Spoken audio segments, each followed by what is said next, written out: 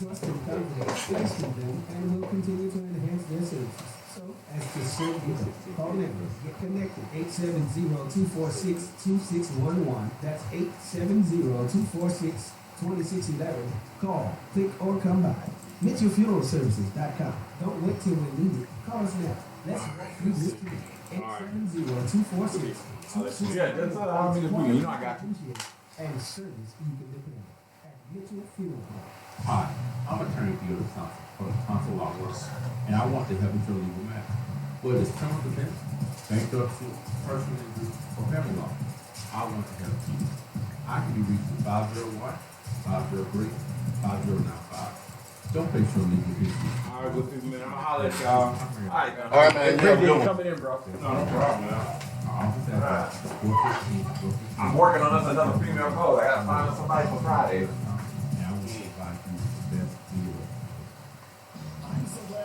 After our show, we're gonna have this one uploaded on YouTube for sure this weekend. Oh man, boy. All right, good man.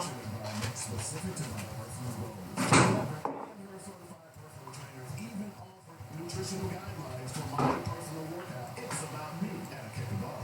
Call 501-868-8850 or go to kickabove.com. Now, what am I wearing tonight?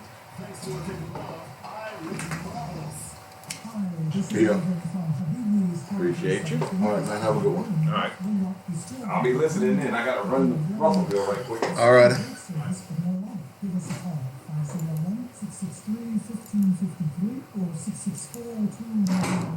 How y'all doing?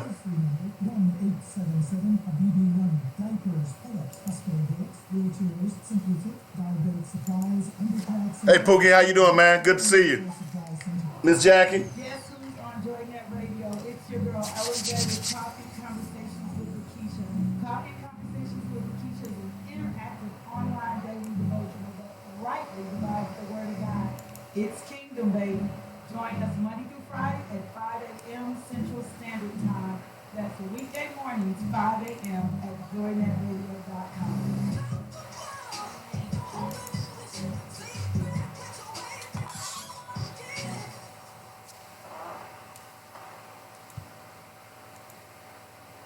The views and opinions expressed today on Black Focus Radio are not the views and opinions of the station, its management, or its advertisers. Now, let's get ready to focus on our issues, our solutions, using our voices on Black Focus Radio. Welcome to Black Focus, the show designed with our community in mind, where we focus on our issues, developing our solutions, using our voices. Central Arkansas, surrounding areas, and the nation. Get ready. Black Focus starts right now. Phone lines open at 855-525-5683. So here's your host, David W. Coleman and Robert Webb. All right, welcome to the show, the Friday edition. It's called Black Focus Radio. Our issues, our solutions, our voices. I'm already a little hyped already today. I think I had too much coffee. Went to the local Easy Mart and I got some coffee from them this morning, and I don't know if that's what's causing me or am I just ticked off? Am I just an angry black man? It's probably the latter. In fact, I know it's the latter. And I don't take that as a negative. I think it's a positive. It's about time that every black person needs to get angry. And if you're already angry, you need to get angrier. Okay? So we got a lot of stuff to talk about today. It is Black Focus Radio. Our issues, our solutions, our voices. 855-525-5683 is the number. That's how you get in touch with me. I hope you all will call the show because, and Don Jeffrey, if you're out there listening, I want you to call the show as well, all right? Because I'm going to say some things today, and I usually say things every day, but I'm probably going to tick a lot of y'all off. But at this point, I don't care. It's pretty clear they don't care about us. They say what they want to say. We've got a president in the White House right now that basically says whatever he wants to say negative about black people, black women. Okay? So y'all need to quit cowering in the corner and start standing up for what you believe in. What do you believe in? Here's what I believe in. I believe in human beings. I believe in people. I believe in good people. And a racist is not a good people. No matter how you couch it, no matter how you frame it, no matter how you try to talk around it, a racist is not a good person. And anyone that carries that flame is of that ilk. Anyone that supports that is of that ilk. So as I gagged and watched all the Republicans try to backtrack and try to tell us what, it's amazing to me that they think we're stupid. They think that we're uneducated. They think that we don't understand context and syntax and word definitions. That we can't, with our own very eyes, be able to look at them and hear what you say, and not only hear what you say, but watch what you do, and not think that it's racism. And then here's what really makes it sick. They'll try to say that you're the racist for pointing out their racism. Hello? Did you hear what I said? They'll be racist, and then they'll try to flip the script on you and call you the racist for pointing out their racism. Let me give you the classic prima facie evidence to that. And I know we may not do black facts today. I'm going to read the teaser in a moment. Y'all remember y'all's favorite president, President Obama, right? Donald Trump started his campaign as a racist. Now, excuse me, I know y'all call it birtherism. See, the media even coined a phrase, created a phrase to cover Donald Trump's racism. Pure and simple. Birtherism is racism. And finally, after this week, some in the media are finally beginning to get it. That telling someone to go back to where they came from is birtherism. It's racism. Pure and simple. There are no ifs, ands, or buts about that, folks. Y'all understand what I'm saying here? That's racism. But remember when Barack Obama was elected? You know what the racists were saying?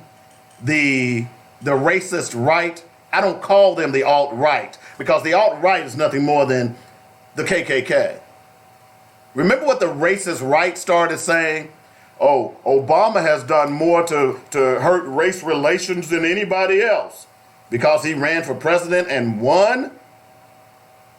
In fact, Barack Obama was running away from black identity. Barack Obama turned his back on his own preacher, Jeremiah Wright, because Jeremiah Wright had the nerve, had the courage to call white racism what it was. But Barack Obama, so that he could win the presidency, so he could curry favor with those white folks that's sitting on the fence, I don't know if I want a black for president, he ran away from Jeremiah Wright. And then white folks even then started saying Barack Obama, who had done nothing to fan any flames of racism, because number one, black people cannot be racist. They can be prejudiced, but they can't be racist. So they said Barack Obama had done more to hurt race relations than any other president. Huh? And you even had black folks biting off this sandwich. Hello? I'm dropping some knowledge. I drop knowledge on you every day. I'm dropping knowledge on you today. So here we had black people agreeing with white racists that Barack Obama, just because he was elected president, had done more to hurt race relations in America than any other president. You had black friends saying that too. Y'all know I'm telling the truth. That's what racism does. That's called bait and switch. They become racist and do racist things, and then when you call them out on it, they want to call you racist. That's what they did to Barack Obama. That's what they're doing to these four women: Omar, Presley, Cortez,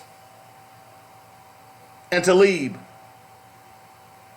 That's why I immediately threw my hat behind all four of those women, because they are simply calling out white supremacy as it is. No ifs, ands, or buts about it. You don't like being called a racist? Well, guess what? Don't be a racist. So here we are now. Donald Trump, although knowing his history, has proven that he's a racist. You know, I tell you all the time, just because it looks good on the outside, you need to look within.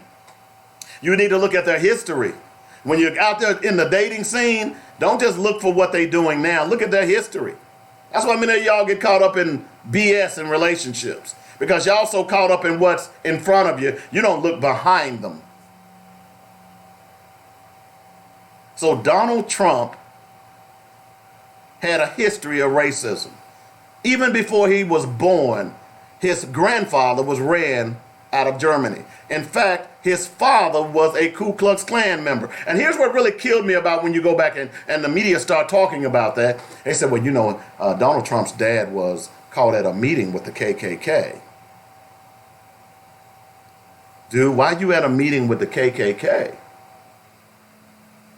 That probably suggests that you espouse their beliefs, which means that you're probably racist. So that's just his roots. And then now we move forward and we watch Donald Trump as he matriculates and grows in this community. And here's what we saw of Donald Trump. Donald Trump didn't want black people living in his apartment complexes, and said so. Was sued and ended up settling the case. He didn't settle the case because he was right. He settled the case because he didn't want more evidence coming out to show that he was a racist. See, this, one other side note, this argument about allowing people to settle cases so that they can make sure that there is no blame attached is BS. There's a reason why he settled that case. Because he was a racist. And then we move forward and we hear Donald Trump talk about his casinos and how he doesn't want black folks counting his money. Is that not racist?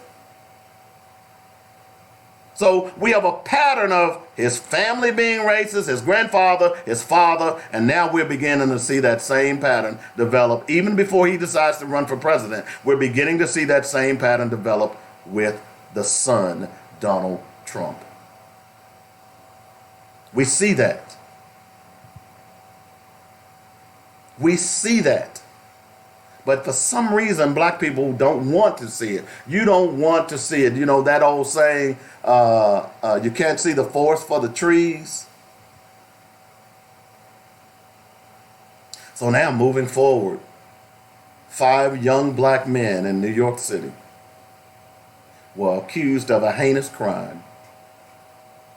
Accused, threatened, coerced, beaten until they confessed. It wasn't until years later, as these young men spent time in jail, in prison, that the truth came out that they did not commit that crime. And it was Donald J. Trump who decided that he was going to take out a full-page ad in the New York Times. Now, if you have not seen that ad, because if you think if that was before your time, do yourself a favor and go read it for yourself. Donald J. Trump wanted 5 innocent black males to be executed for a crime that they didn't commit. And then when the city of New York decided that they had been convicted in error, and they were going to pay these young black brothers, again, the racist in chief, Donald Trump, decided that he would come out against them even getting paid. Hello? But some of you black folks out there don't believe Donald Trump is a racist. Let me put it into you. Let me put it to you in other terms that you may be able to understand. You meet a guy. If you're a woman, you meet a guy. And if you're a man, you meet a woman. And every time you take that person out or y'all go out, one of their former conquests comes up and starts flirting with them. Hey, baby, how you doing? You remember we used to do this? You remember? And every time y'all go out, it's not just the same person. It's a different person. Right? Something in the back of your mind should click on and say, wait a minute. This person was a hoe back in the day. How are they going to treat me? I can't put it any plainer than that. So you are seeing evidence of that person and his or her personal conquest. That's got to make you think some kind of way, right? That's part of his or her past. So why are you going to ignore what Donald Trump is doing?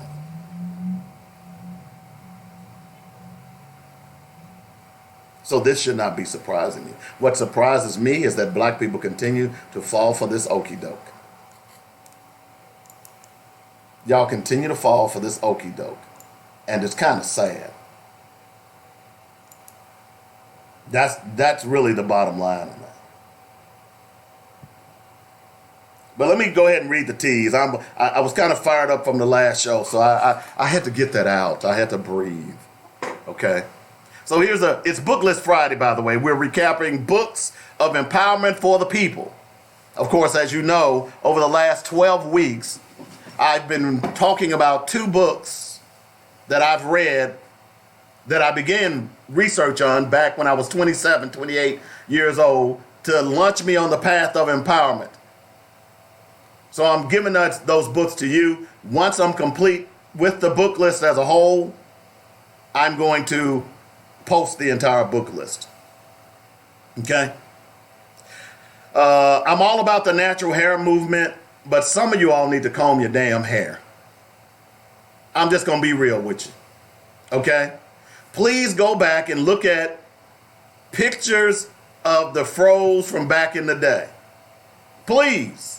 Because I'm telling you, although I'm bald right now, I can grow hair on my chin, but I can't grow it on my head. That's cool. But if you go back and look at some of the pictures where the fro came from, back in the day, we used to call it the natural. Okay? But some of y'all just waking up, y'all ain't even combing your hair.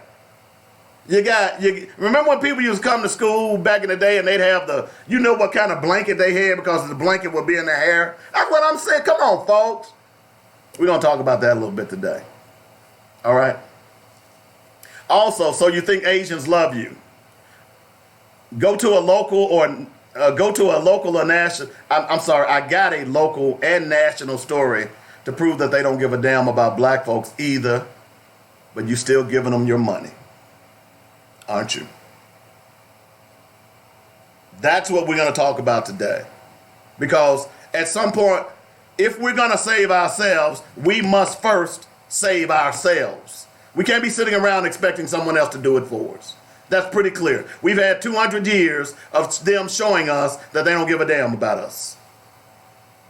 We got to save ourselves. So that's what's on the agenda today. Let's take a quick break. When we return, we're going to jump full-fledged into today's show. Appreciate you. And then I got a shout out to one of my listeners. I've been trying to hold this, but I can't because I'm so proud of you. So when I come back, I'm going to shout out to one of my favorite listeners. She is just the bomb. And I know she don't want me to do this, but she did something today to me. She did something today for me, for someone else. And she blessed me. Every time I think that we've turned our back on our people, there's always a bad black woman I gotta say it. I gotta say it. Because I'm just full right now. Back in a moment. Black Focus Radio. Our issues, our solutions, our voices. On joinnetradio.com.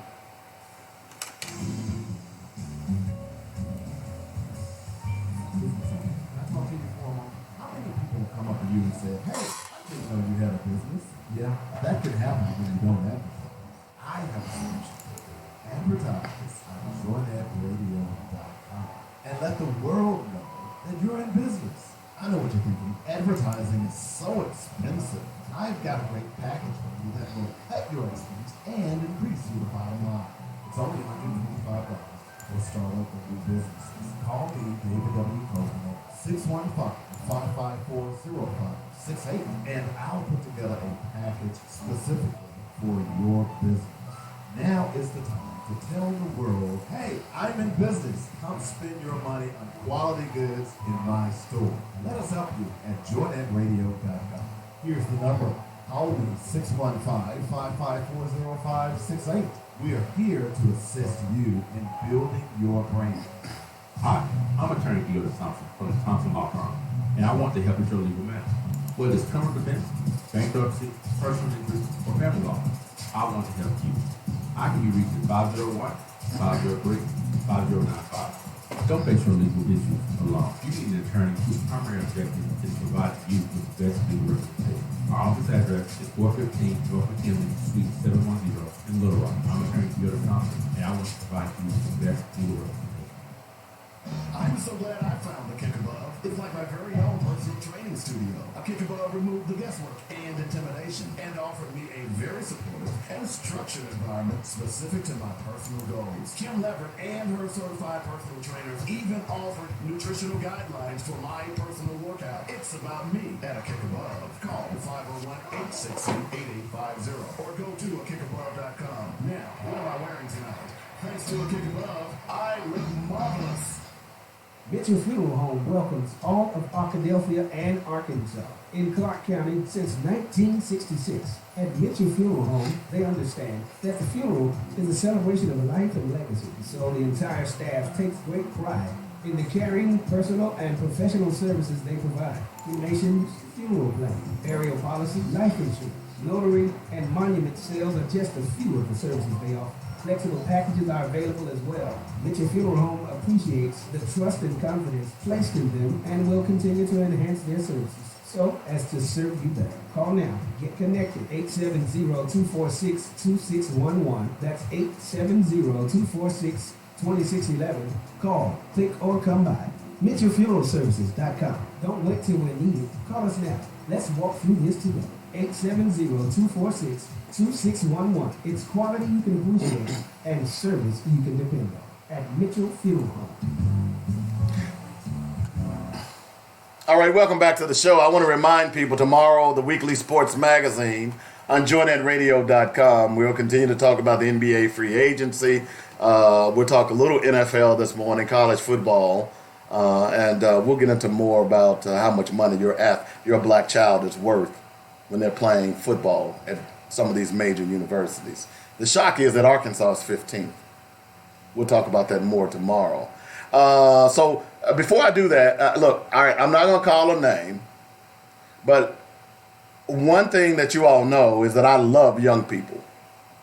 Part of the reason that I sit here today is because someone, when I was a teen, loved me. Not just my mama, not just my relatives, but people that saw me on the street, people that I went to church with, teachers that taught me in school, people that I met as I matriculated through my teen years. Many of those people supported me. Many of those people gave me love. And I don't even know at the time, I didn't even know they were giving me love. It took me years after the fact that those people really loved me. I talk all the time about Mrs. Talley and Mrs. Othello Faison.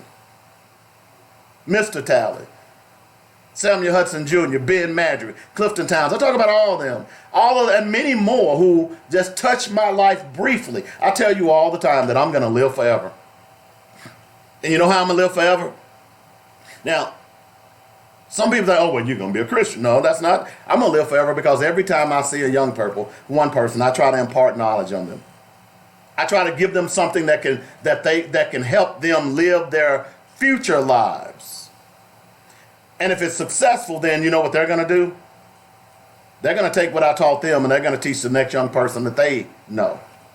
And that young person is going to teach the next person that they meet and know. And consequently, I live forever. So those people that I just mentioned, many of them have passed on, but they're still living inside of me. So it is so important for me to empower young people to understand that the situations that they're in, they don't have to be there. They can change it with the help of other people. You know, one of the things that I have in my teenage survival kit are a set of keys. And I always ask the young people, what are these keys for? Why would I have keys? What do keys do? Well, keys open doors. And then I'll ask them, I said, well, what are some of the keys that you can use in your life to open doors to the future? Boy, look, eventually, I'm going to do the Teenage Survival Kit here in Little Rock eventually. Okay? You need to see it. But the point I'm trying to make is that those people were keys, and they opened doors for me to be able to sit here today. And that's what I'm trying to do with my interns. I'm going to give them a different perspective. See, what you all don't know is you see them on air. You hear me talking to them on air. You hear me giving them directions on air. I'm trying to open up their minds. But what you don't see is that when we're not on air, when they're sitting in here before we start shows, I'm trying to drop knowledge on them. I'm trying to drop knowledge on them that they are not used to, that they've never heard. I'm not telling them to believe me. I'm telling them to go out and research what I tell you. Just like I tell all of you. Don't believe what I say. Just go research for yourself. So I got a call or text this morning, and I didn't really understand the text. It was talking about where they worked. And I sent a little quip back. And then that person called me and said, you didn't even look at the picture. Kind of chastised me. Now, this person listens to this show often. I love her to death. She is a powerful, powerful black sister. She was sending me a message to tell me that she had a sewing machine. Now, if you've been listening to the show for the last 3 weeks, one of my interns, Jemiah Ivy, she wants to be a fashion designer. She doesn't have any. She sits here when she's not working. She has a pad, which y'all don't know. She has a pad and an ink pen, and she's drawing pictures of dresses and stuff like that. And I asked her the other day, I said, do you not have a regular drawing pad? She said, no. Do you not have colored pencils? She said, I had some, but I lost them. Well, I'm going to get her a drawing pad and some pencils. But then I asked her, I said, do you have a sewing machine? She said, no, I can't afford one. So I sent out the black focus bat signal. And we've been talking about this for 3 weeks, that we need to get her a sewing machine. Yesterday, one of my listeners sent me a post and showed me a sewing machine. And I love her as well. Old classmate of mine. Tigers for life, baby. And said, hey, there was a lady who had a sewing machine on sale. I called that lady and I talked to her and I said, I'll keep that in mind, but I really wanted something a little different for this young lady.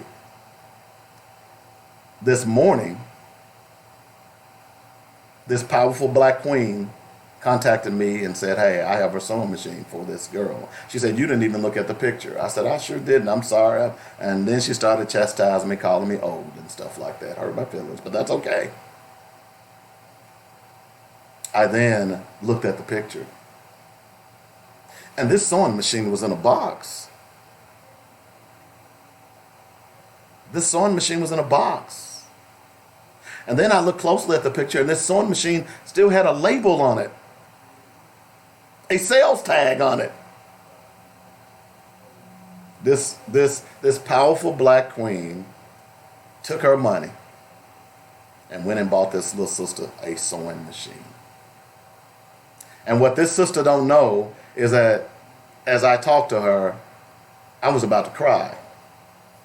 Yeah, I talk a lot of noise on this show, but I'm a big softy. I really am. If you really know me, I'm a big softy. I just don't play. But I almost cried. Because the point that I'm trying to make to these young people, these two that's in my presence, only one more week, by the way, is that if you do right, somebody will come to your rescue. You just got to do right. You got to at least work to doing right. Yeah, you're going to make mistakes. You're going to screw up. You're going to mess up. You are, because you're young. You haven't, although you think you know the world, you really don't know the world. And even at 58 years old, I still make mistakes. I make a lot of them all the time. In fact, I made a $1,500 mistake about 2 weeks ago that's costing me. But what I'm trying to tell these young people is that do what is right. Let other people see that you're trying to do what's right. And you'd be shocked how many people will come to your rescue. You'd be stunned how many people will simply come to you. And what y'all don't know is, and I'm going to get off this, but what y'all don't know is that I showed them two stories. One was about a young black girl who had decided that she was going to start a business and make lemonade. And instead of using sugar, she was going to use honey. That young black girl, who is now 12 years old, is making all kinds of money. Then I talked to her about Moe's Bowls, both of them about Moe's Bowls. This young black brother, who is from Memphis, by the way, who makes bow ties with a sewing machine and is being backed by Damon Johns from Shark Tank. What I wanted to relate to them is that it doesn't matter how old you are, you can become an entrepreneur. If you have an idea, don't let people tell you that you can't do it. Show them how you will do it. And this black queen this morning has helped prove that point. And I know she don't want me to call her name, and I won't. But I want to go on record right now and tell you that I love you. I want to go on record and tell all of you out there who listens to this show every day and believes in what I'm trying to relate. Because ultimately, I'm really trying to save our youth. And what she did, and I'm going to pick up the sewing machine today, what she did is prove my point. So I want to say thank you. I'm telling you, I'm almost in tears. Because see, I understand that what we are doing, we have to teach our young people. We have to pay it forward. We don't have nothing else to give except ourselves at this age. And that's a lot. And each and every one of us needs to reach back and touch a young person. Each and every one of us. We have a duty.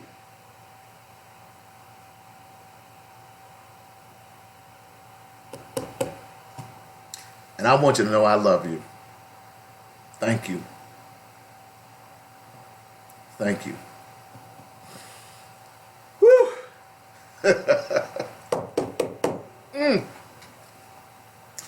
855-525-5683 is the number. I know black people. I know who you are. I know what you stand for. And every day I get frustrated with you, but you know, every day y'all stand up and let me know that there is still hope.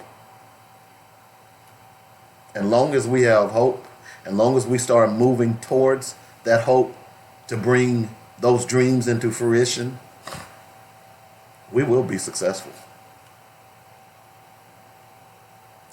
All right, so couple other things I want to talk about today, this hour. Next hour, we're going to talk about the Asians. There was an incident that took place apparently in Maumelle. Dawn Jeffries, hopefully she'll call the show.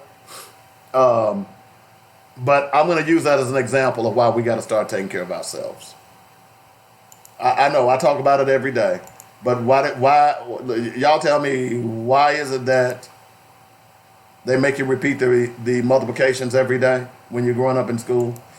Repetition makes you learn. And today, I'm going to continue to repeat this.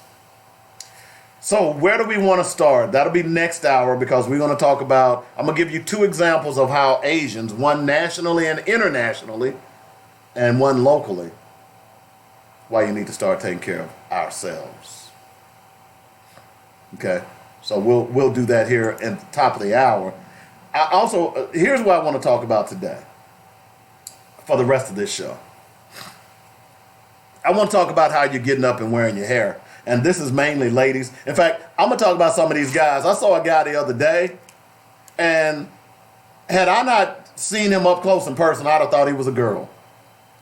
Not because of his sexual preference, but because of how his hair was done. I was stunned.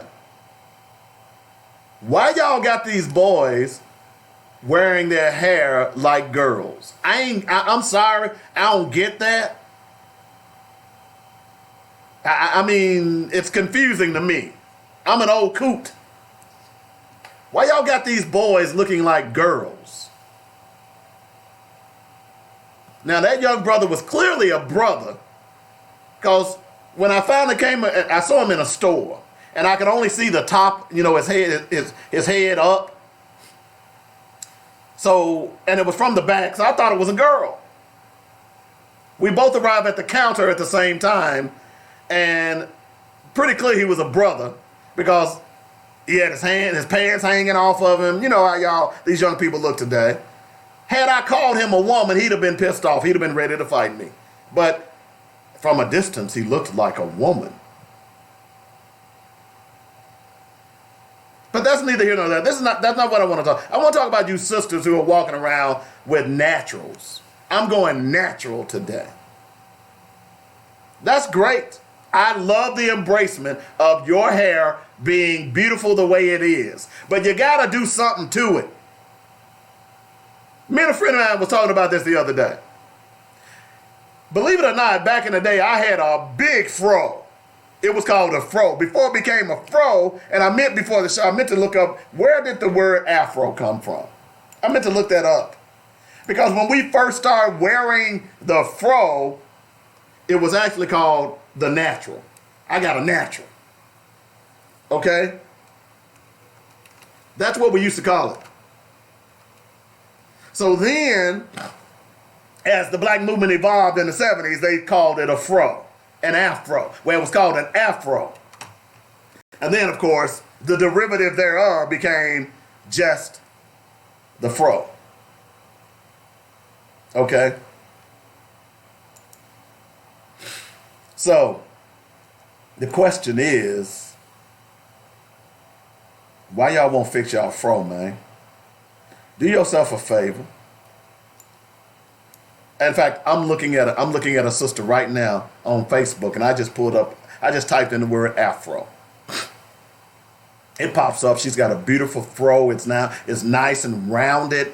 It looks good. I remember back in the day standing in the mirror doing this. Y'all can't see me, but I'd be making sure that fro is nicely rounded because a lot of times in high school, I just wore braids. I didn't and with a hat on it. And it became a big deal. Ooh, and a lot of my friends were like this, the guys. When we take our fro down, our hair down to make a fro, it was a big deal. Nicely rounded. You be spraying the Afro sheen on it, and man, it looked good. You walk and take them pictures. Black power, baby. That was a natural. Look, I'm all for the natural hair movement. Of course I am. I lived it. But y'all need to do something about your hair. It's looking nappy. Don't take it personal. I love the movement. Some of y'all looking hot. But some of y'all looking like hot messes. You got the blanket all in your hair. You might have some cheese crackers all in your hair where your little baby done threw crackers at you and got it all in your hair. You might have some cheese from cheese dip, and come on. Come on. Y'all need to fix that, man. Don't just wake up out of bed because you couldn't afford to get your hair done and just wear that mess any kind of way. This is just me. It's Friday. I'm being a little light today. Don't just wear that mess any kind of way. Go get you some Afro sheen, some Ultra sheen, some sheen, something. Get you a pick. Y'all know what an Afro pick is? Go get you a rake. Y'all remember the cake cutters? We called them rakes. Go get you a rake. Do something with that stuff, man. I mean, it looks terrible.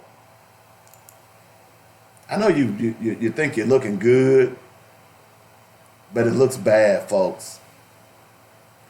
Will you tell your sister the next time you see one, hey sister, I see you repping that natural, but why don't you shape it up a little bit? I remember my Uncle Vassy Belcher.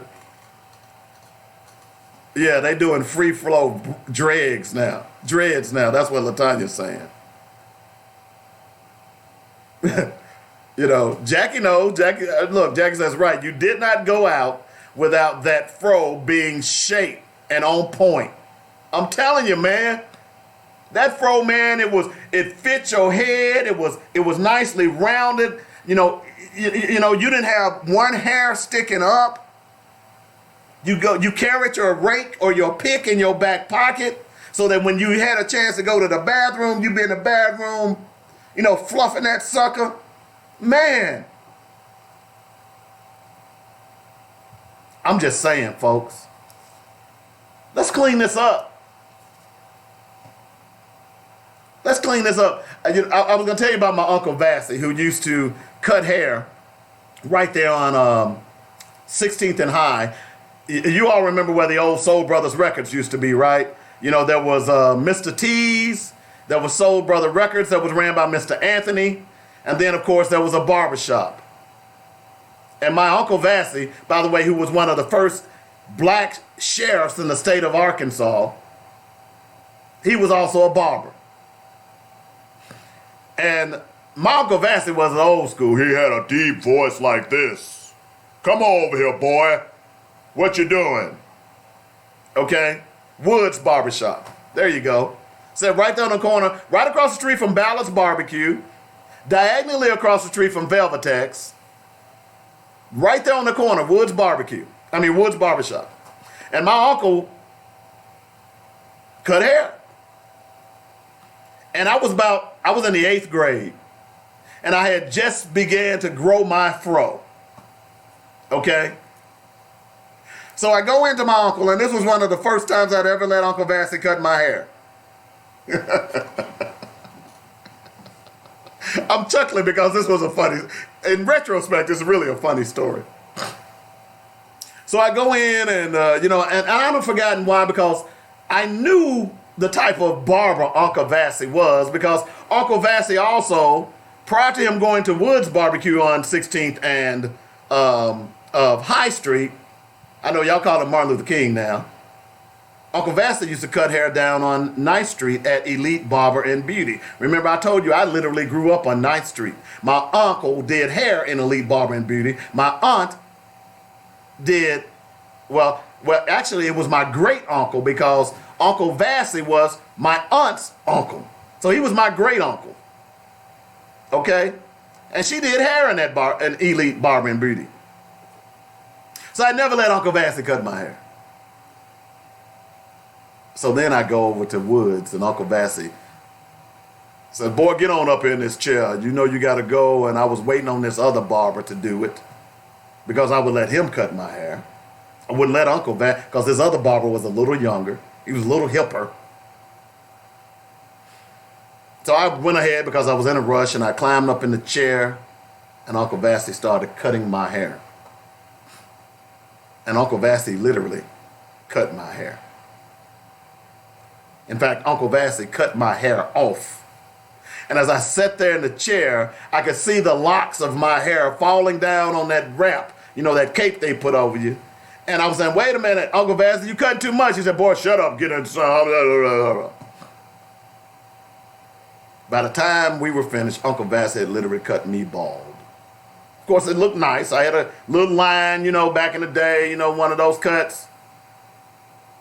By the time my mom picked me up, I was in tears because I had just began to grow my fro. And Uncle Vasta had cut it off. Needless to say, Uncle Vasta didn't get an opportunity to cut it off again. I'm just saying. Love him to death.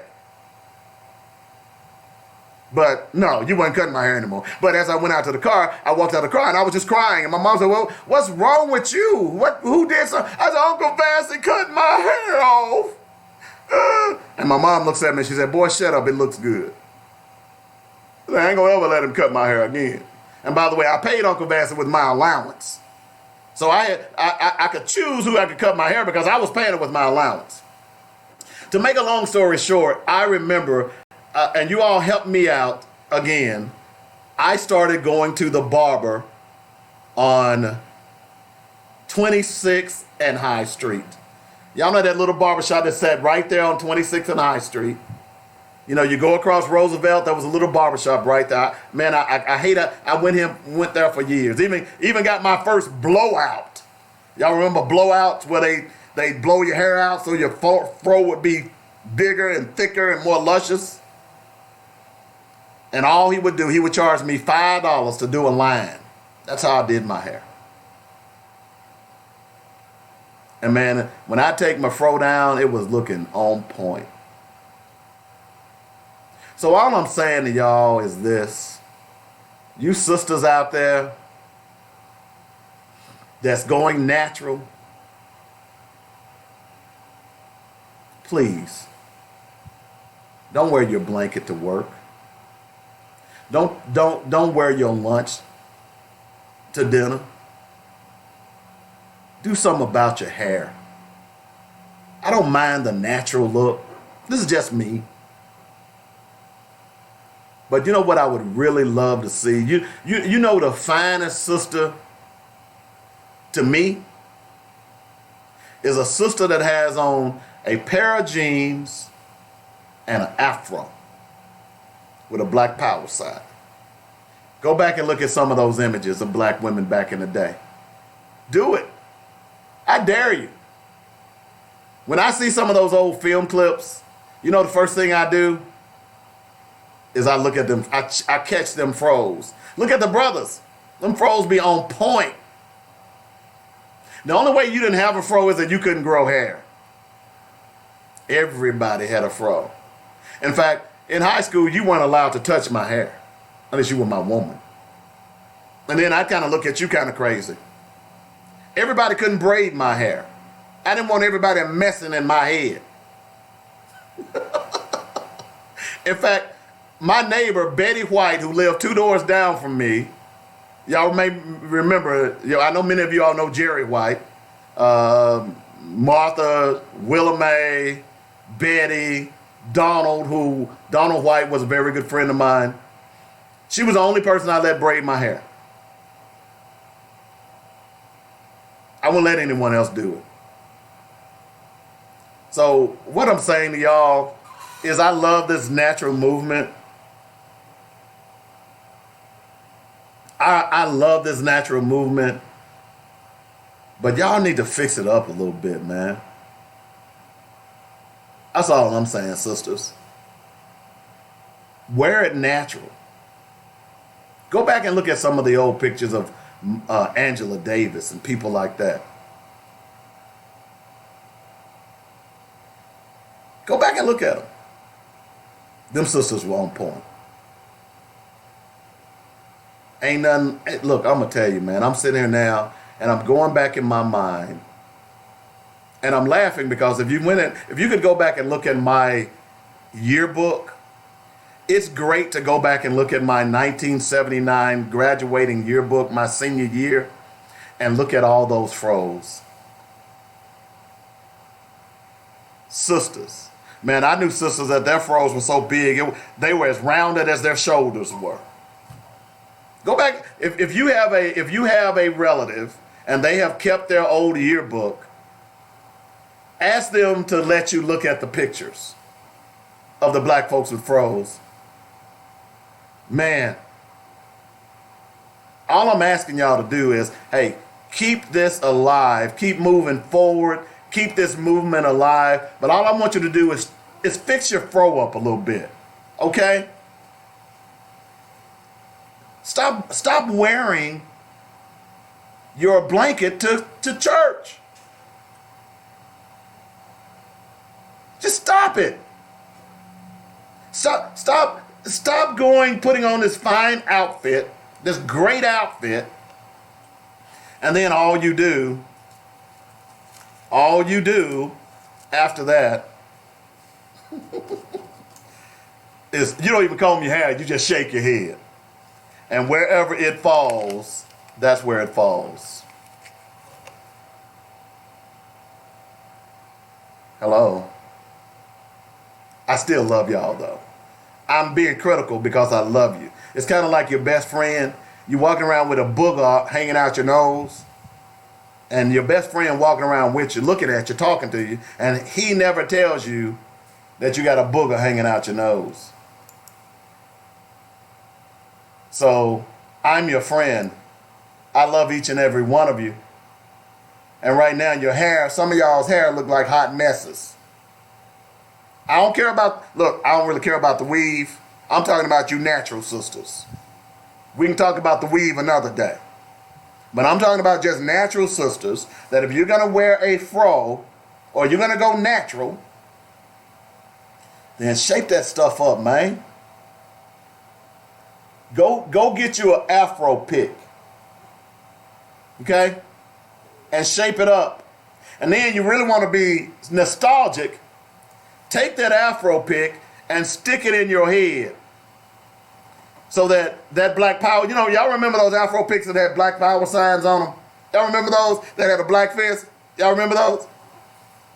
That was part of the outfit. Is that when you puff up that fro, then you take that pick and stick it in your head. In fact, I remember people used to even wear the rakes, as we called them, the cake cutters. They would even wear those in their head. That was black power.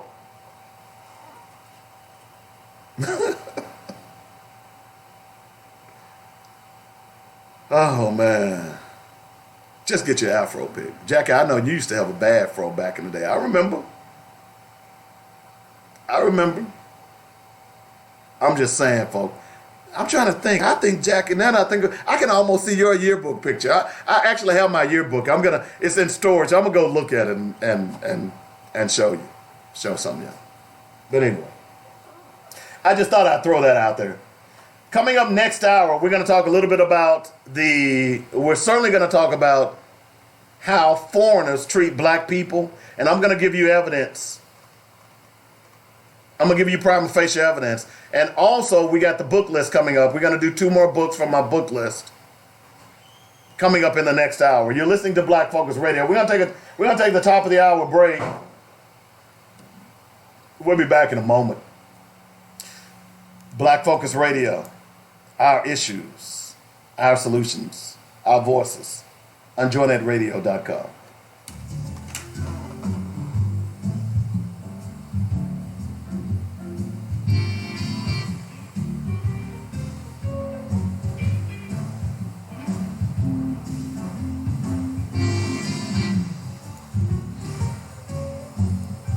Offices of James F. Swindoll provides our clients the personal care and attention that larger law firms cannot offer. Our experienced attorneys have brought hundreds of cases to verdict in state and federal court and recovered millions for our clients. If you or a loved one have been injured or have property wrongfully damaged, we may be able to help. Do not hesitate to contact our firm anytime for a free attorney consultation. Call 1-800-848-1290. That's 1-800-848-1290. Or email inquiries at arkansas-personal-injury.com. Our law offices are centrally located at 212 Center Street in Little Rock. That's the law offices of James F. Swindoll, personal injury and products liability attorney serving Arkansas since 1977. Mitchell Funeral Home welcomes all of Arkadelphia and Arkansas to connect with a family-owned and operated service provider in Clark County since 1966. At Mitchell Funeral Home, they understand that the funeral is a celebration of life and legacy, so the entire staff takes great pride in the caring, personal, and professional services they provide. Cremations, funeral planning, burial policy, life insurance, notary, and monument sales are just a few of the services they offer. Flexible packages are available as well. Mitchell Funeral Home appreciates the trust and confidence placed in them and will continue to enhance their services so as to serve you better. Call now. Get connected. 870-246-2611. That's 870-246-2611. Call, click, or come by. MitchellFuneralServices.com. Don't wait till we're needed. Call us now. Let's walk through this today. 870-246-2611. It's quality you can appreciate and service you can depend on at Mitchell Funeral Home. Hi, this is Alvin from Habibi's 4317 East Broadway in North Little Rock. We still have the green top at your very next stop. The same great service, but more out. Give us a call, 501-663-1553 or 664-2992, or call our toll-free number, 1-877-HABIBI-1. Diapers, pull-ups, hospital beds, wheelchairs, Simply Fit, diabetic supplies, underpacks, and more. Your durable medical supply center. All right, we'll be back here in just a moment.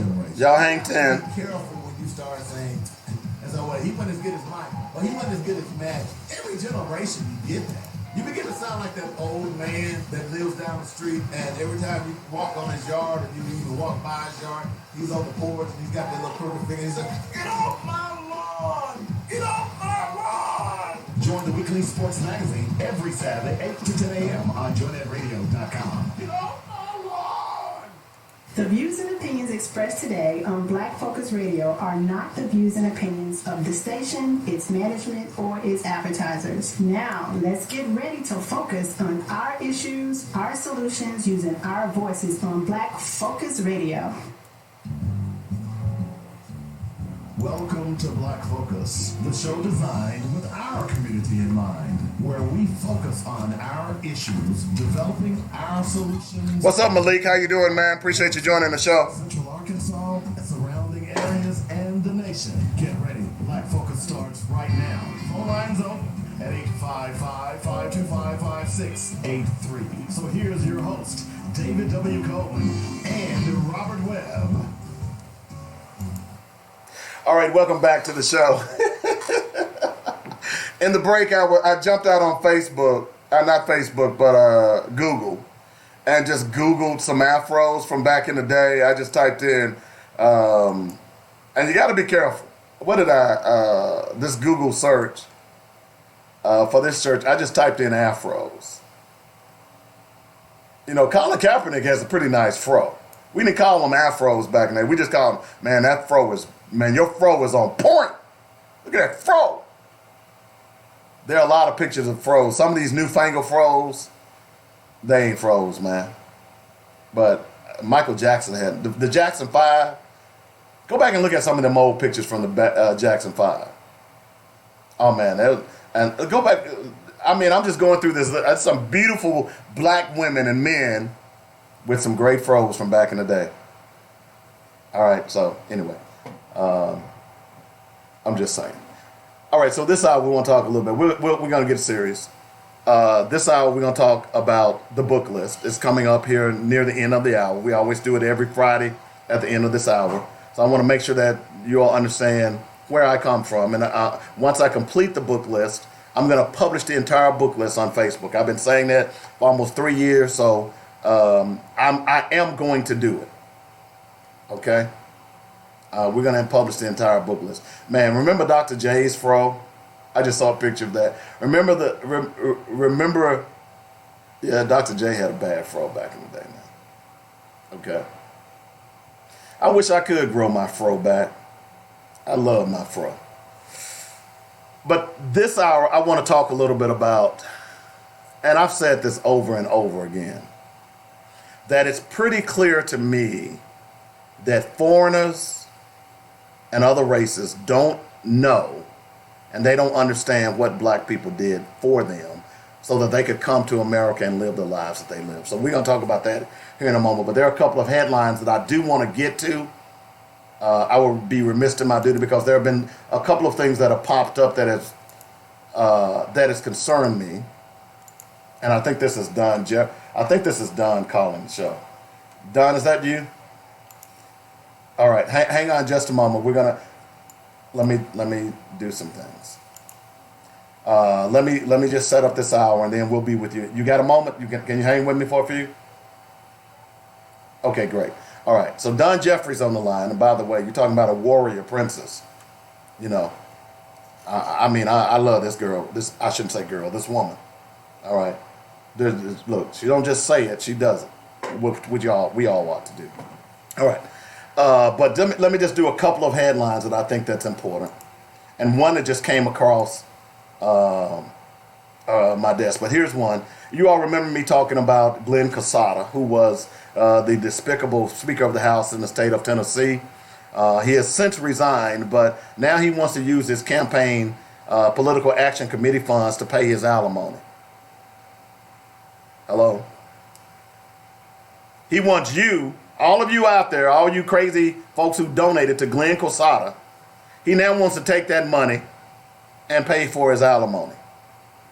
You know, he was the same one who had the chief of staff who was bugging all the Democratic offices, who was talking about sexually assaulting, the young interns. Yeah, him. These are Republicans. Yeah, they are disgusting, aren't they? I'm just saying. I know what you're saying. Oh, you can't see all Republicans. Yes, I can. I just did. Show me proof otherwise. By the way, that's the same state that has the bust of Nathan Bedford Forrest. You know, Bill Lee, the governor, who just signed a proclamation to make last Saturday Nathan Bedford Forrest Day. Okay. And by the way, he recently, because he's taken so much heat from across the world, not just the country, but the world, he says that he's open to looking at changing the holiday. So wait a minute. Let me understand this. So you open for changing a holiday that helps or at least highlights a racist, a child rapist, and a murderer. Because that's what they were. Any of them that owned slaves, that's what they were. Okay? One other note on that. Owning slaves doesn't make you a racist. That's what the GOP state representative Werner Horn told the Huffington Post. He's from New Hampshire. See, racism is a disease. It has affected this country. It has metastasized in Donald Trump.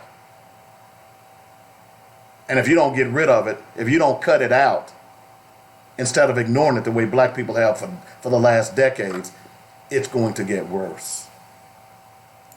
Couple of headlines. Store clerk fired after telling customers to go back to their country. I don't even need to go into that detail.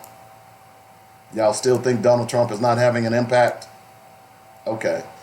Other news, 4 Chicago cops fired for alleged cover-up of the fatal police shooting of Laquan McDonald. Y'all remember Laquan McDonald, don't you? He was the young black man who was murdered by a police officer. We saw the video. He was walking away from the cops. And not only was he murdered, but then the cops that was on the scene, they lied as well. Now the murderer has been sentenced to jail, thankfully, one of the rare instances. So let me ask you something. Why isn't those 4 police officers who were fired, why aren't they in jail? I'm just asking. Because I remember a case just recently where this black guy, 2 black men were committing a crime. One of them was shot by the police and killed. And they charged the black guy, the other black guy, with manslaughter. I'm just, I'm here to ask questions to make you think. I'm just wondering. Why? One other point, and we're going to get to Don here. There's no difference between supporting a racist and being one. Okay? All right, so we've got Don Jeffries on the line. Now, let me tell you why I'm going to Don. There are a number of things that I can talk to Don about, because Don is always in the news doing something. Don is the enemy of the people, not our people, their people. But one thing that I love about Don is that we need more of Don Jeffries out there, who are dedicated to their convictions and their beliefs that black people ought to be free. And we're willing to do anything we can to make sure that freedom happens. And some of y'all don't support her. If you don't know Don Jeffries, you need to go out to her page right now and become friends. Friender, I want to start off with this story, and then we'll jump into why Don is here. Chinese diplomat deletes tweet about black Americans. Let me say that again. Let me just read that headline again for you. Chinese diplomat deletes tweets about black Americans. The comment from Lijian Zhao, the deputy chief of mission for the Chinese embassy in Islamabad, Pakistan, came as he sought to defend Beijing after 22 countries issued a joint statement criticizing China. Here's what he said. He says, if you're in Washington, D.C., you know the whites never go to the southwest area because it's an area for black and Latin. There's a saying, black in, white out, which means that as long as a black family enters, white people will quit and price the apartment will fall sharply. Now, Susan Rice, a former UN ambassador, comes out and calls his comments a racist disgrace and shockingly ignorant. She urged the Chinese ambassador in the U.S. to do the right thing and send him home. Okay? He then tries to come back on her, and then ultimately he ends up deleting the tweets. Now, why am I bringing this up and I have Don Jeffries on the line? Well, let me tell you. I've said over and over again that Asians are some of the most racist people in America, in the world. Go do yourself a favor and just Google racism and Asia. And look at some of the images that they display openly in China, in Japan, and many of the Asian countries. But here's the rub. Many of those, although this guy was a diplomat, many of the Asians that are here today are living on the backs of black struggle. See, I'm old enough to remember, and certainly if I didn't remember, I could go back and do the research and see that when black people were marching in Selma, when they were marching here in Little Rock, when they were marching in North Carolina, and all across this country, I didn't see one Asian. Didn't see many whites. Didn't see many Hispanics. But every one of those ethnic groups, regardless of who you are and where you came from, you live on the backs of black people. Your civil rights were made and carved in blood from black people. Yet you have the unmitigated gall to come to the United States and treat black people like second-class citizens. So I stumbled upon a tweet this morning, not a tweet, but a post from Don Jeffries that popped up because I friend Don Jeffries.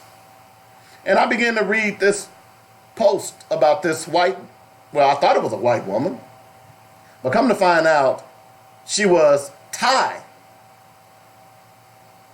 And she goes on this rant about how she hates black women. Because this particular Thai woman owns a nail salon. And apparently black people go in there all the time, black women, and get their nails done. But for some reason or another, she got upset with a couple of black women because they may have been trying to get a discount. They probably didn't want to pay the high prices. I'm not surprised. Black women do that to me when they come to my business and want my products. Black people do that, okay? But you know what I don't do? I try to educate them.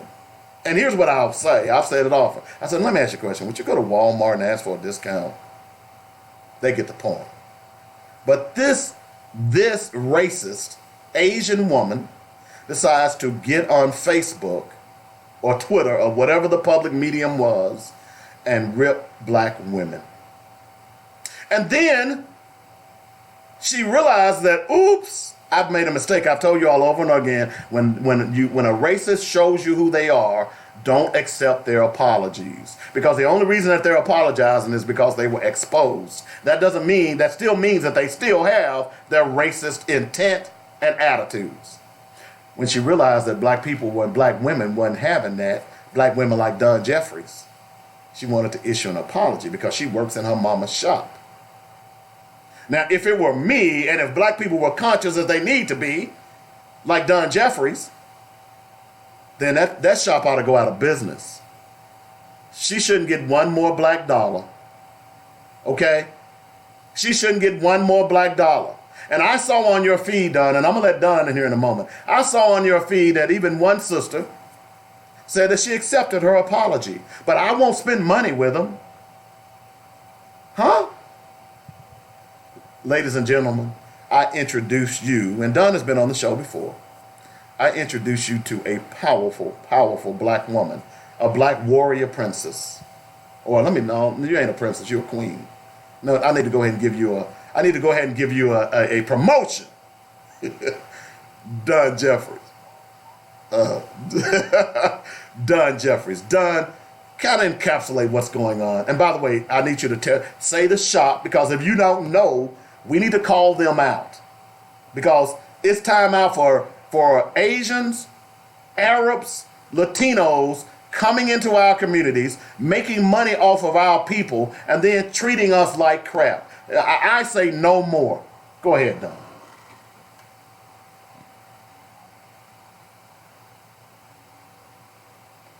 You're kind of breaking up on me, Don. Are you there? Can you hear me? Oh, Can you hear me now? that's much better. Okay. So thank you for having me on, and power to the people as usual. We have an issue in the community of raising awareness to Christine Nails and Spa, located in North Little Rock on Mount Mill Boulevard. And I don't know if I can read the post. I'm just going to read the post and not say the cuss words. So the post was, let me go back to it. Give me 1 second. She said, I swear I effing hate black bees with those nasty ATOs coming in and demanding us, talking about I need to do this and that. You want all of the above, but you don't want to pay. You can go elsewhere, buy petty A chains you got. Take your A back to 12th Street. And I know there was a lot of bleeping out, but I hope you could understand the context and what she meant. So I took my black A out there on Mel Boulevard, and I had a sign to let the community know, because the black community are 9 times more consumers in hair and beauty than any other race. So as I see sisters, it was two older women going in and out. I try to talk to them and inform them about the issues. Like I said, I felt the apology was fake, and she knew that those dollars would add up. People were starting to talk about it. It's spreading like wildfire. I mean, the posters went viral. She apologized. She works in her mom's shop.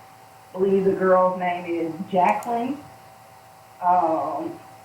Jacqueline Nugent. I don't know. New win. Yeah. Yeah, okay, there we go. But her name is Jacqueline on Facebook. She tried to come out and issue an apology. Like I said, I feel that was fake. So I went out there and I had a sign inform the people that they need to stop doing business with this location because of the tone, not only because she's a business owner, a business. She works in a business. These are your customers or potential customers, regardless of the situation that happened. I also read the situation that happened. My issue was you could have either addressed those two, but it seems like she had been holding that in for a long time, waiting on an excuse to use it. Went out to Maumelle. They actually called the police on me. But I previously asked the owner, I parked and I asked the owner of another store if I could park right there, and I told her what was going on, and she said, I actually saw that post, and she said, you're fine. So I went out to the corner. They called the police on me. The first officer comes up and he says, what's this? So I explained it to him, what was going on. I said, I know and I have the right to be here. And I said, I can go get my pamphlet if you need it, because it's also important that we educate these officers. Yep. Educated as well. So and he's like, no, I know you're fine. So another cop car pulls up. They both go talk to the shop owner. It's a man, it's probably her dad. I believe her dad is probably the owner. Comes out, he's pointing at me. Like, basically, I can only imagine what he's saying, but basically to the right of she doesn't need to be here, or why is she out here with that sign. So they called the police. I told the police what's up. The police talked to the shop owner, and they left. Because we have rights, and we have the right to speak up, and it's up to us to bring this information. Like, everyone is not on social media. So I know I touched over 1,000 eyes just by being out there, because I don't know if you've ever been down Maumelle Boulevard, but it's a busy street going back and forth. So people saw, and even there were some elders, I call them elders because they were older than me, but they were going in there. They hadn't heard about it. And I said, sisters, if there are several nail techs, I told them my name, so they could follow me on Facebook, and I said, there are other places for you to go. And if these sisters out here are tired of spending their money, I don't know if there's a black-owned spa, or I'm hearing that it's like the sisters aren't doing the toes in addition to the hands. So I just encourage them to get out and make a change, because if you want people to start buying black, you have to give them alternatives, right?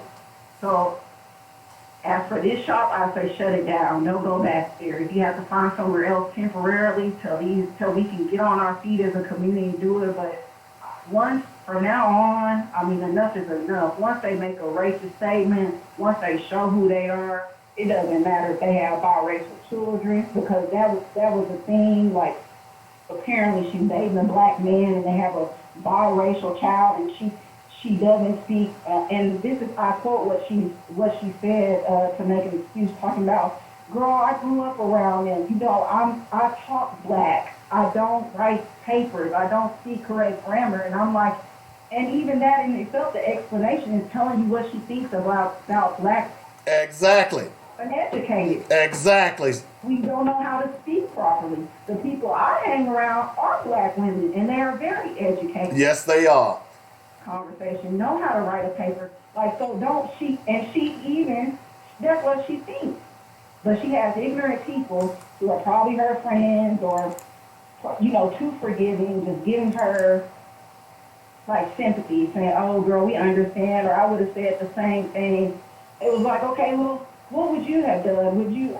I didn't call, I don't go to racial terms or what you call discriminatory terms. I might have called her a B, because she was angry.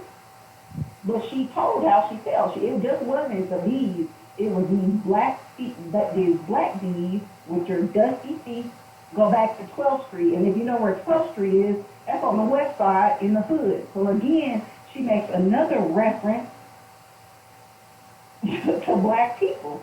And that's what she thinks. So, I mean, I can't forgive her, and I wish that people would stop giving people passes.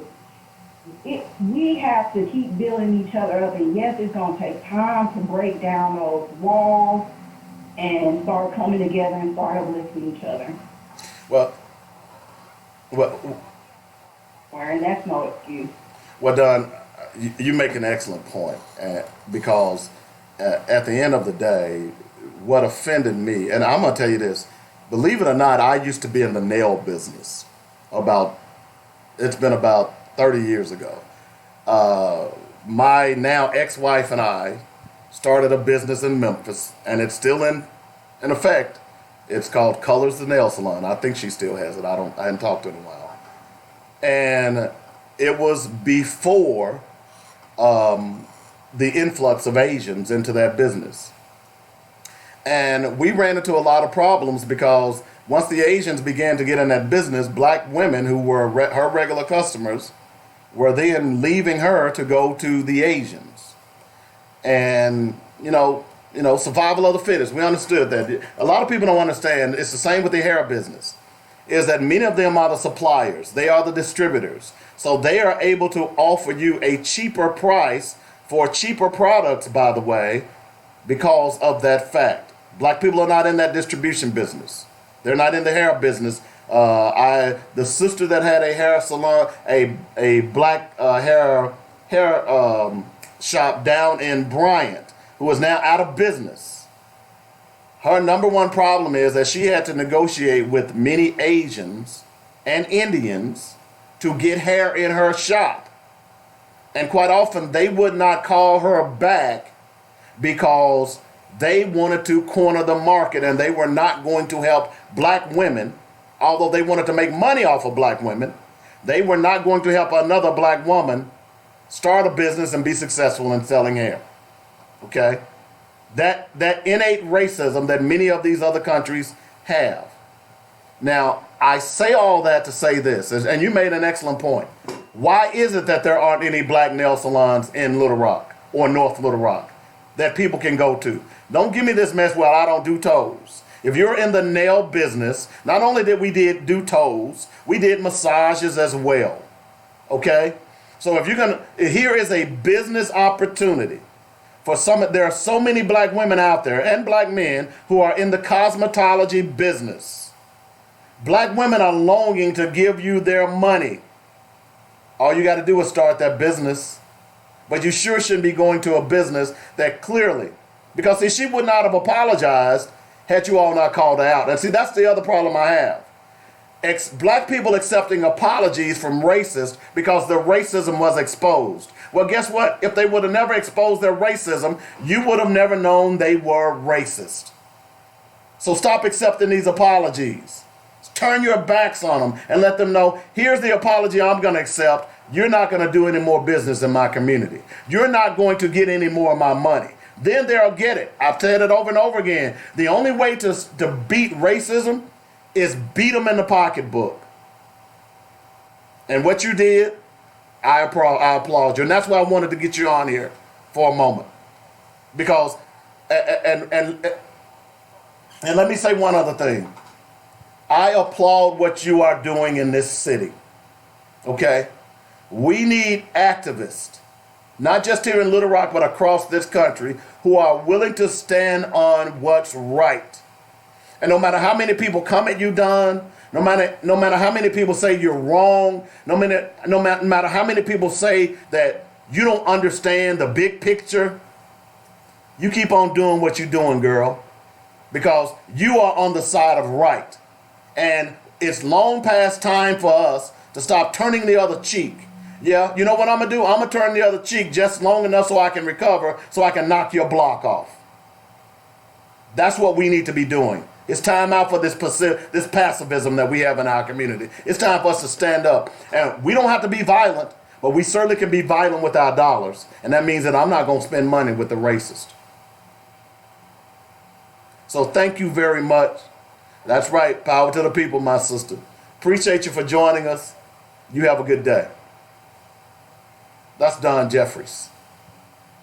Follow her on Facebook. Okay? Spread the word about what she's doing and what some of the other activists are doing. Look, here's the thing. You may not want to be that person that's on the front line. You may not want to be the tip of the spear. I talk to you all the time about the components of an arrow, right? I talk to you all the time about the components of an arrow. You know, you have the arrowhead that does the damage. You have the shaft. You have the fletchings. And you have the notch. Okay? I can take that arrowhead separate from all those other three things and throw it at you, and I won't do any damage to you. I might break skin. I can take that shaft from that arrow and whack you across the head, and if you're lucky, it won't break. It might leave a welt, but it ain't going to do much damage to you. It's going to make you mad. I can take the fletchings, and if you don't know what the fletchings are the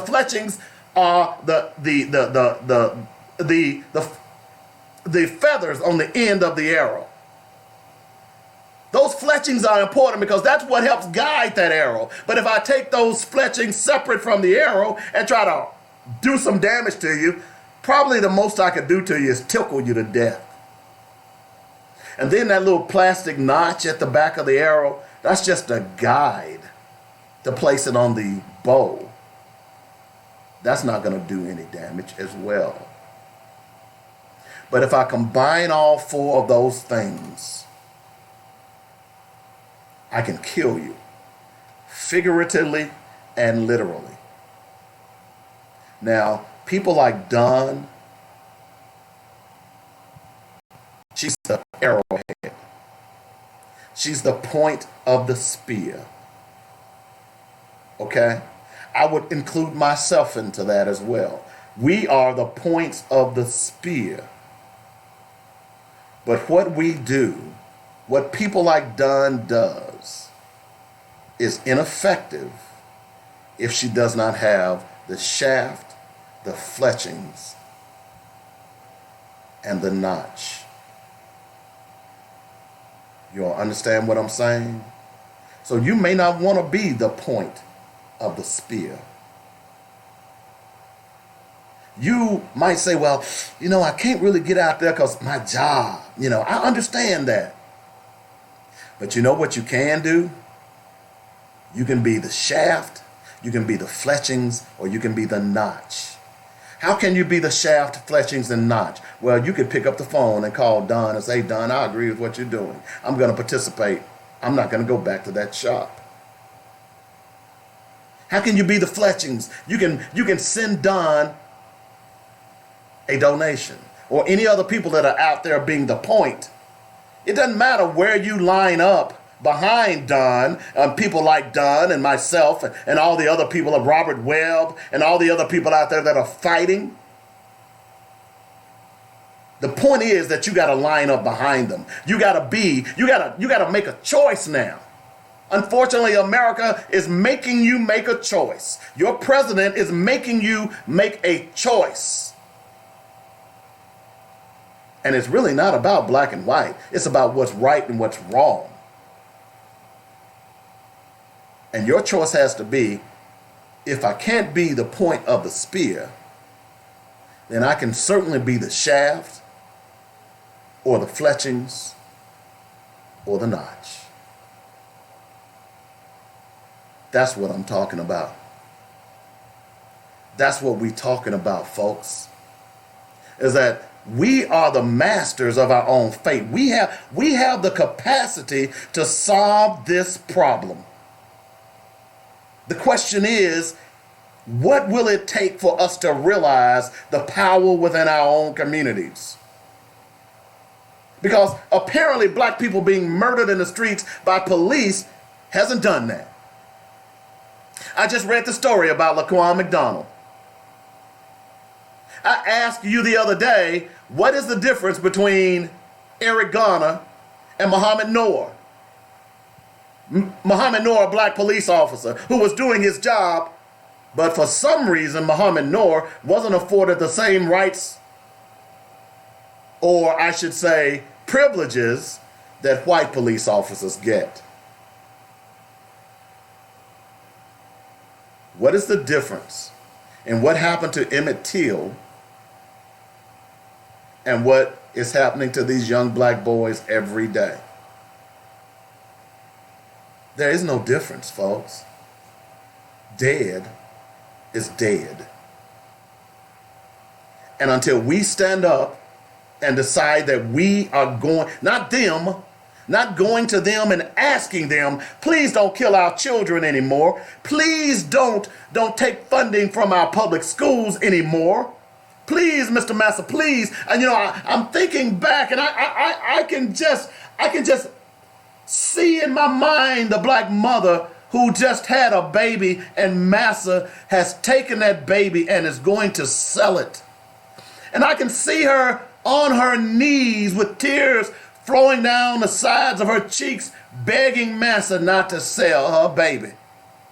Please, Mr. Massa, don't sell my baby. I can see us even today begging Massa not to cut the funding for Little Rock Public Schools. I can see that with my eyes right now. Y'all begging, and guess what they do? They cut the funding anyway. Just like Massa sold that baby anyway. Because Massa has no compassion for that mother, just like these people in power have no compassion for your children. If you didn't learn anything else, I'm laughing. I'm laughing and I'm confused because even this past week, unequivocally, we saw the President of the United States. If you thought he wasn't racist, if you don't think he's racist now, what the hell is wrong with you? Yet, there were black people who defended him. Yeah, there were black people who sold us down the river back in the day. Yeah, there were black people who tried to help catch Harriet Tubman. But at some point, we have got to be responsible for our own well-being. And you see, I don't buy that we don't have the power. $1.3 trillion annually, more than the gross national product of Canada, more than the 9th largest country in the world. That number is the black community spending power. You heard Dunn say that 90% of the money that is generated in the beauty industry is through black people. Yeah. I think the number exactly, I thought I read something a few months back where black women, not just white women, black women spend like $9 billion annually on black hair products. When are y'all gonna say, hey, I want to get in this business? Remember the black hair salon, hair products store that we highlighted a few months back in Nashville that opened and on the first day, they did $50,000 worth of sales.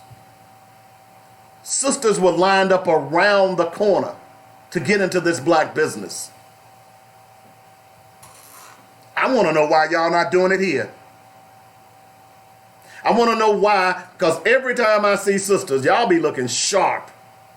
Got them nails done, and the toes done. Yeah, you got the new weave,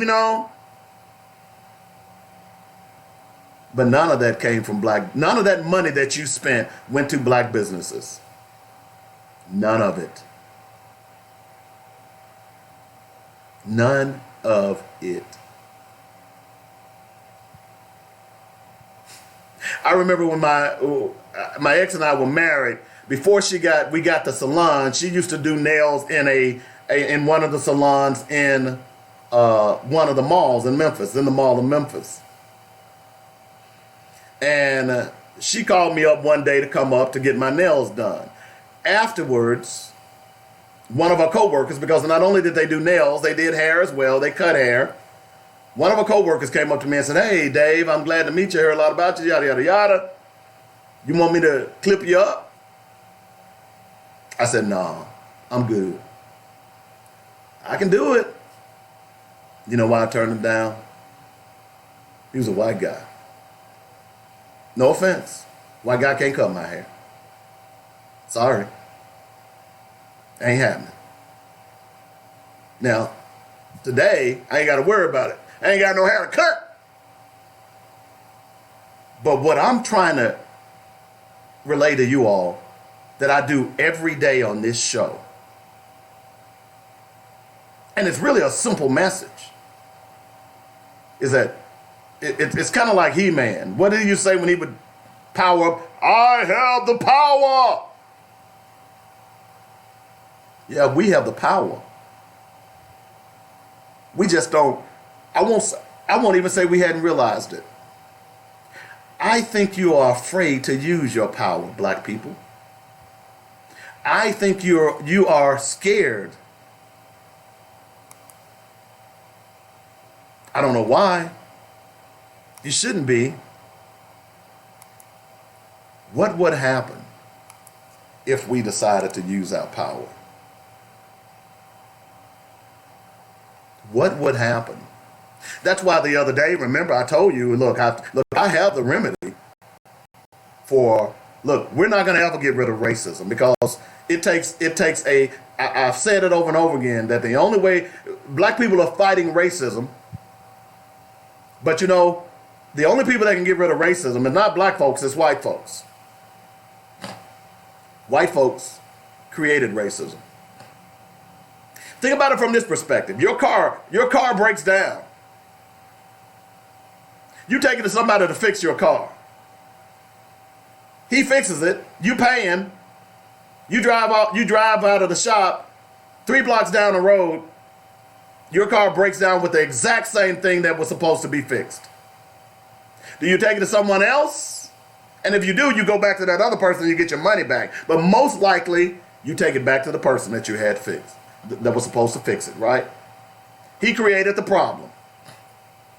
So I'm going to ask you again. Why would you expect black folks to fix racism when we didn't create it? They created it. They got to fix it. But see, here's the problem. They're not interested in fixing it. It's pretty clear. Donald Trump has a 40% group of Americans who believe in what he does, what he's doing. And you're also seeing Republicans, elected officials who are elected, even though not from the party, even though you were elected as under one, at least Republican or Democrat, your job is to do things that's going to benefit all Americans. So if the Republican Party was concerned about racism, don't you think more than just 4 of them would have called him out? Don't you think more than, I don't know how many voted for the House resolution to impeach him?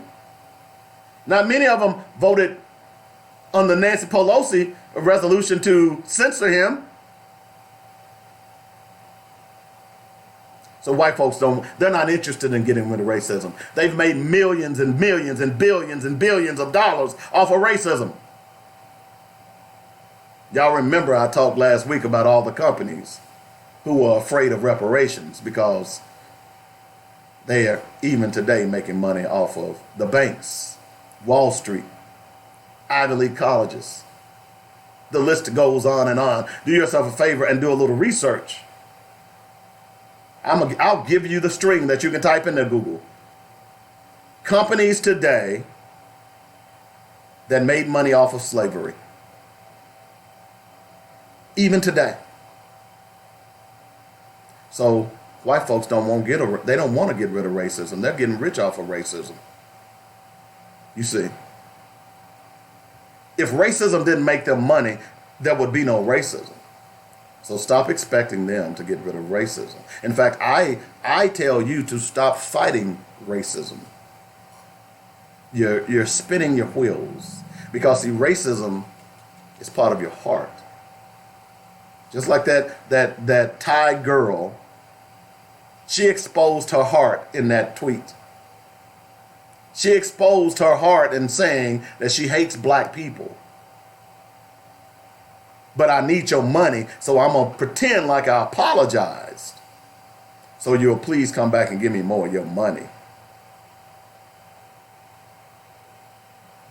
They're not going to get rid of racism.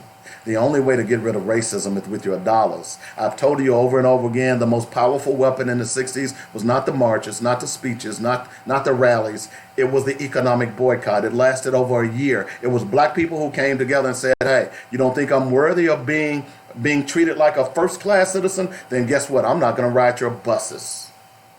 I'm not going to shop at your shops. I'm going to take my money.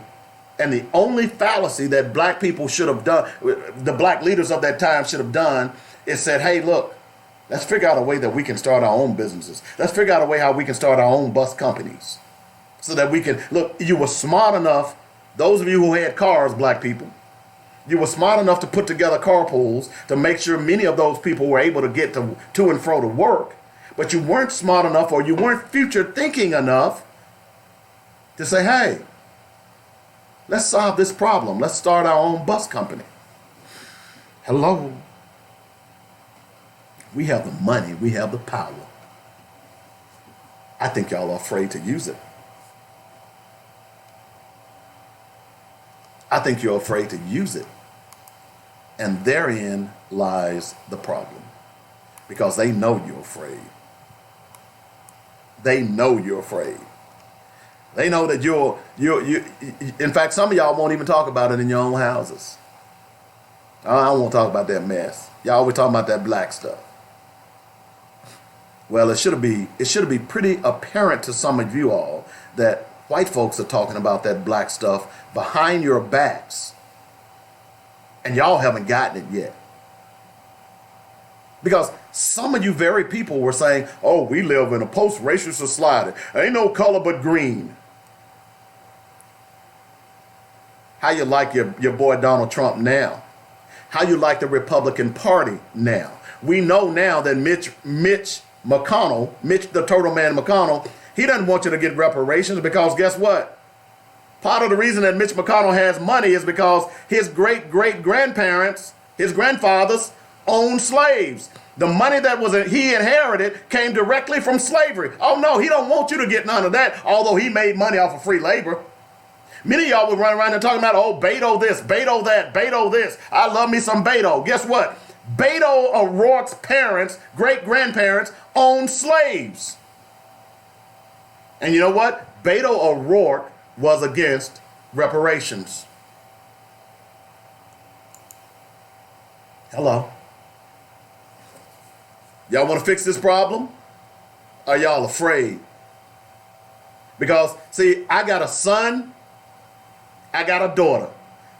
My son's going to be married next Saturday. I'm probably going to have some grandchildren. I sure as hell don't want my grandchildren growing up in this environment. I got to do something. I mean, I can't just sit around and pray about it. You know, I was always taught that faith without work is dead. I was always taught that if I pray about it, but if I don't put myself in a position for those prayers to be answered, what's the use in praying? I need a job. I'm going to pray that I get a job. But you know what I'm going to do? I'm not going to go apply for any jobs. I'm not going to tell anybody I'm looking for a job. I'm just going to pray about it. And I know that the good master is going to send me a job.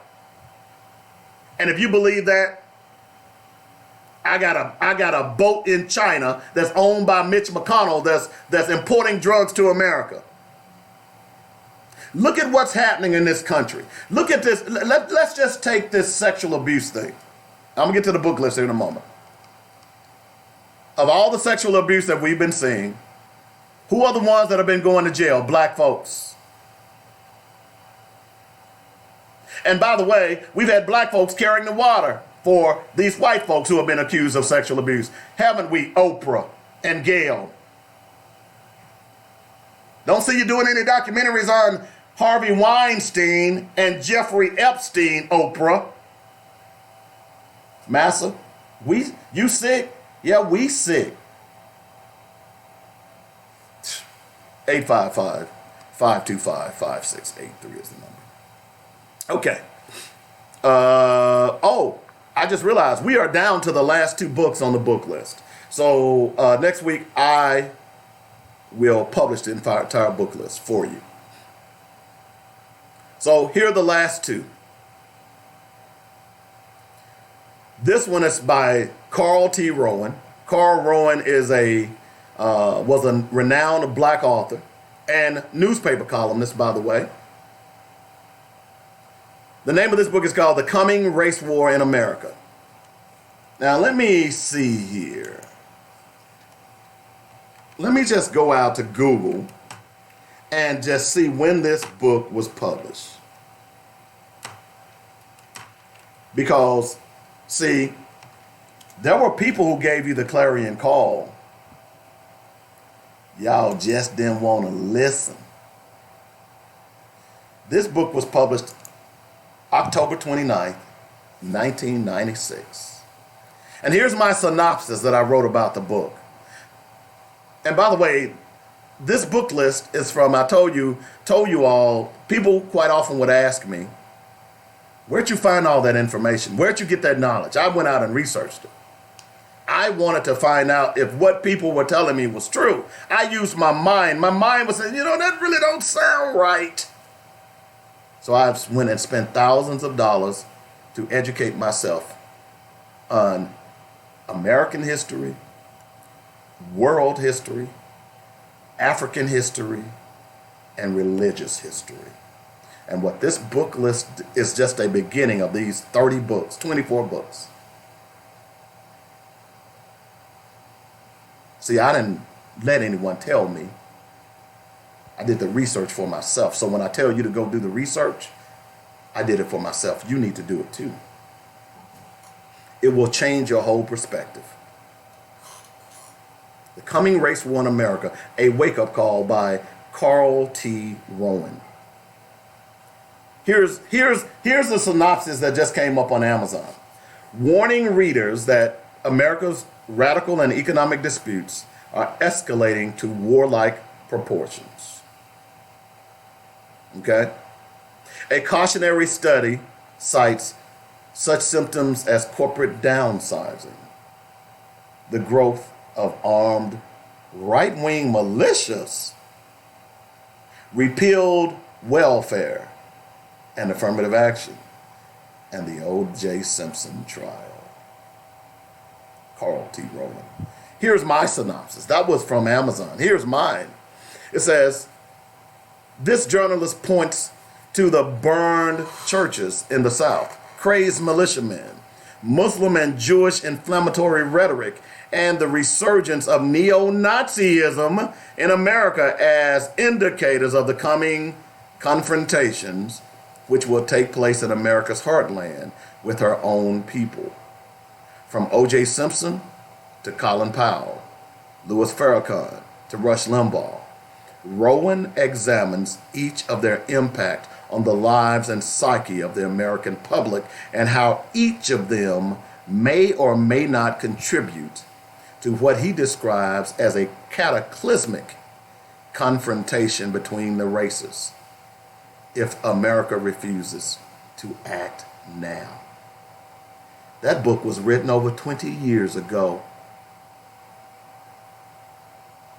Just that little blurb that I just read to you tells you this has been going on for some time. We are at this moment in time because we closed our eyes. We believed that lie that we were in a post-racial society, all while neo-Nazis, right-wing extremists, Christian Taliban, all of them were plotting the demise of people of color. Now we see it full-fledged in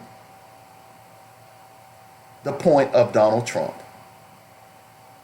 We hear it. We saw it play out vividly this past week in North Carolina. We saw it on the media. For the first time, the media now is finally calling Donald Trump what he is, a racist. It took them a long time. In fact, it was the media who was pushing this post-racial society. Even though racism was continuing to happen every day, everywhere in America, it was the media who pushed this. Now, for the first time, they are saying, hey, look, maybe what the black folks have been saying is true. Donald Trump is a racist. Man, I'm telling you, go read that book. This is profound.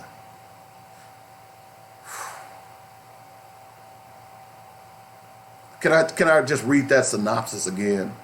This is my synopsis of the book, The Coming Race War in America.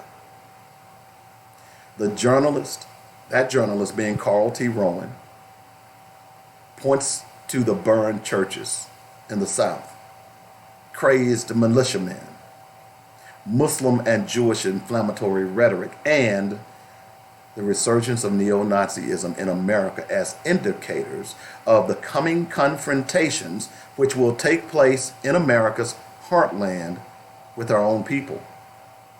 From O.J. Simpson to Colin Powell, Louis Farrakhan to Rush Limbaugh, Rowan examines each of their impact on the lives and psyche of the American public and how each of them may or may not contribute to what he describes as a cataclysmic confrontation between the races if America refuses to act now. That's The Coming Race War in America by Carl T. Rowan, written in 1996. Y'all paying attention yet? Are y'all paying attention yet? You know, I remember when that book came out, and boy, black folks and white folks attacked Carl Rowan.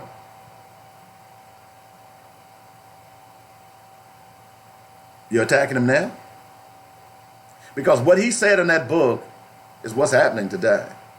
Here's the other book that we need to get to before we get out of here. Black Lies, White Lies by Tony Brown. Y'all remember Tony Brown. Some of y'all are too young, but I remember Tony Brown. He used to come on PBS. Tony Brown was one of the few black people that was saying things that no one else would say. Tony Brown was one of the few black journalists that were putting people on his show that no others would do it. Here's what I'm saying about this book, Black Lies, White Lies. And let me just jump out here real fast and see when that book was published. And I believe my copy of Black Lies, White Lies was autographed by Tony Brown. I believe that was the case. I think it was. This book was published February 24th, 1997. Here's my synopsis of the book. The author takes no prisoners in attacking what is perceived to be ineptitude on the parts of Democrats, Republicans, and traditional leaders of the African American community. Brown champions Team America, a concept in which he suggests is the only way America will survive the new global economic market. Brown also implores parents to get their children involved in the computer age. The coming millennium will require skills in math and science, and those individuals who refuse to accept that challenge will be a permanent underclass. A must-read for those who have relied on the current political system to solve their problems. One other point he made: should AIDS be called DAIDS, D-A-I-D-S, and why? Yeah, I told y'all. See, some of y'all didn't know I was a deep brother. I was developing.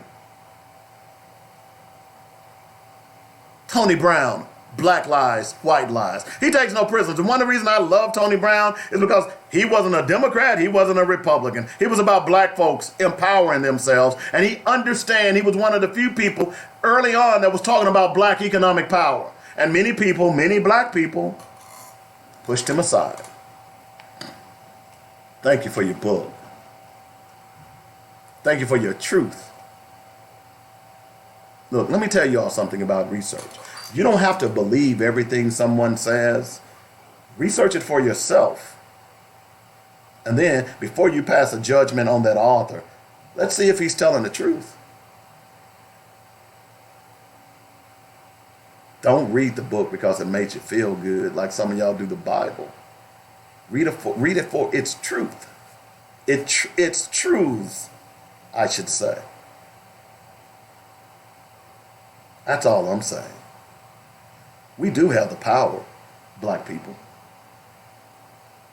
We could change this country overnight if we understood the power that we have. And as I've told you over and over again, that the power is in our children. If you go back and do research on any revolution across this world in its history, the power was the young people. That's why they're trying to dumb them down. They don't want our young people to know that they have power. That's why they try to dumb them down. That's why they don't educate them. That's why they don't teach history and culture in public schools. That's why they don't teach civics in public schools anymore. Remember, everybody had to take civics. 7th grade civics. How do you make a law? They don't teach that because they want you to be dumb and stupid. Because when you're dumb and stupid, you look like the following of Donald Trump. You'll allow them to say anything to you and lie to you in your face, even though you can see with your own 2 eyes that they're lying to you, but you will believe that, oh, he can't be lying to me, because he's dumbed you down so much that you won't even challenge him. We're seeing the manifestations of that right now with Donald Trump's followers. You must educate yourselves. You must educate your children. Turn off the PlayStation 2. Turn off the tablet with the games on it. And sit down and talk about black history and black culture. Not from a slavery perspective, but from a world perspective. Because as I've told you all over and over again, I'm not a descendant of slaves. I'm a descendant of Africans who were sold into slavery. Those Africans who were kings and queens and princes and princesses, who were master builders, who were the first to chart the stars, who were the first to do open heart surgery and brain surgery, who were the first to build, who were the first to create mathematics as we know today. That's who I'm a descendant of. Now, if you want to be a descendant of a slave, then stupid is as stupid does. And on that note, I've got to make like water and flow. Don't forget to join me in the morning for the weekly sports magazine, 8 to 10 a.m., right here on joynetradio.com. You say, David, why are you always doing that? Why are you always talking that noise? It's because I love my people. Y'all have a great day.